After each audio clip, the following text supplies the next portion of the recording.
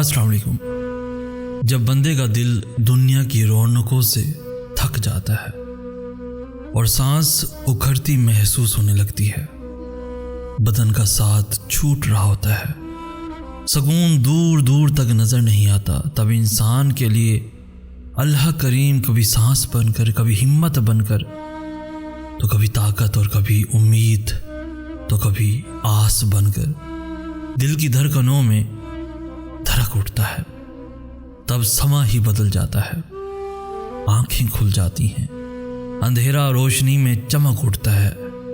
हाँ, वही तो है जो दुख को सुख में बदलने पर कादिर है, वही तो है जो नामुमकिन से मुमकिन कर देता है। गौर व फिक्र करो कुन पर, कुन महज लफ्ज़ नहीं, कुल्ले कायनात है, तो रब कादिर जो चाहता है वो हो जाता है।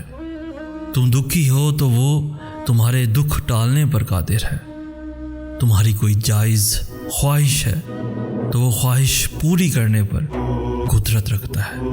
तुम मुश्किल में उसे पुकारो, वो तुम्हारे लिए आसानी बन जाएगा। ज़ख्म लगता है, लग जाता है, तो ज़ख्मों को कौन भरता है?